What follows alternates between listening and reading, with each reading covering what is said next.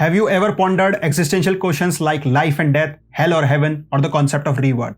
Well, it seems that not only Hinduism, but also our beloved friends in the leftist ecosystem and their infamous international toolkit gangs have all the answers for you. Apparently, Indian civilization's best asset, that is democracy, faces the dire threat of turning into anarchy, and the best judges and doctors for the health of democracy reside in the White House at 10 Downing Street, 12 Tughlaq Lane, or Lutyens' Zone. For these liberals, every sunny morning democracy gets resurrected thanks to their untiring efforts and cruelly put to death by the fascist Modi government. This cycle has been repeated so many times that it only lags behind the number of attempts that this ecosystem has made for the relaunch or the re-relaunch of Rahul Gandhi or the 7 Lives of Undertaker. Well, the latest episode of this reality drama show is not limited to the usual suspects or a specific territorial boundary.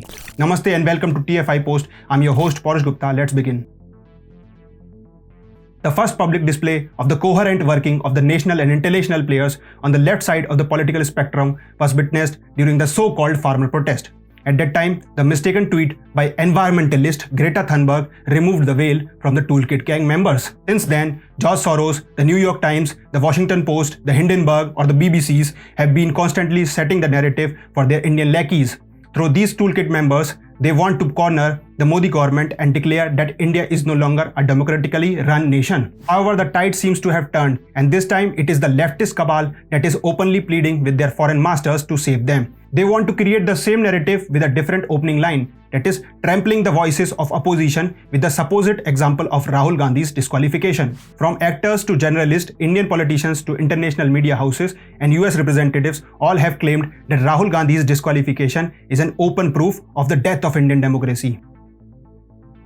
Now, first of all, it is claimed that Rahul Gandhi's disqualification was done to silence the opposition. Well, how can someone in their right mind stop his adversary from going downhill? Rahul Gandhi in almost all political discussions is deduced as an asset for the BJP and its biggest star campaigner.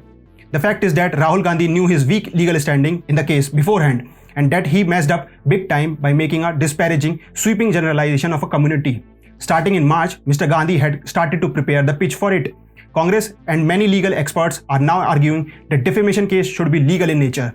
This was the only plausible legal defense for Rahul Gandhi to avoid conviction and sentence. Not just now, Rahul Gandhi had pointed out this aspect in the Cambridge address. Back then, he claimed that many cases labelled against him should have been civil in nature rather than criminal. In his Cambridge address, Rahul Gandhi said, and I quote, "I have a number of criminal liability cases for things that should under no circumstances be criminal liability cases. That's what we are trying to defend."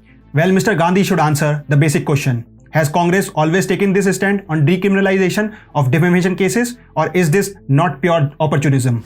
Another thing that defeats the liberal argument is that the liberal cabal started this hoax of the death of democracy even before Mr. Gandhi exhausted all the legal remedies put in place by the Indian democracy. The long-drawn judicial process in India is such that it allows thousands of criminals to let go just to be sure that no innocent gets unduly punished. Then why not prove innocence first and get public support to change the party's dying fortune? This desperate cabal is crying hoarse, which reminds me of the Hindi proverb "Nakhun kata ke shaheed kehlana," which means claiming martyrdom by sacrificing a nail. Now come closer, Mr. Gandhi. I will highlight the instances that really posed a great threat to Indian democracy. The first and foremost blatant example of strangulating democracy was the horrendous imposition of emergency by your grandmother Indira Gandhi after the Allahabad High Court indictment. Opposition leaders were jailed and media was gagged and the constitution was altered to legalize the dastardly politics of appeasement through the addition of secularism. The second was when your party imposed an extra constitutional body to create a monarchy kind of governance, and everybody knows who was the de facto head calling the shots at that time. Third, it was when you undermined the authority of PM Manmohan Singh by tearing down the ordinance that ironically could have saved you today. And that too when Dr. Singh was on a foreign visit to the US and your act became the reason for his humiliation. Fourth, when your grandmother and former PM Indira Gandhi dethroned legally elected state governments by imposing president rule even for not following SOPs. Former PM Indira Gandhi imposed president's rule not once, not twice, but 50 times. What this cabal needs to do is stop cribbing about anything and stop indulging in criminality and instead focus on the reasons that make them unelectable.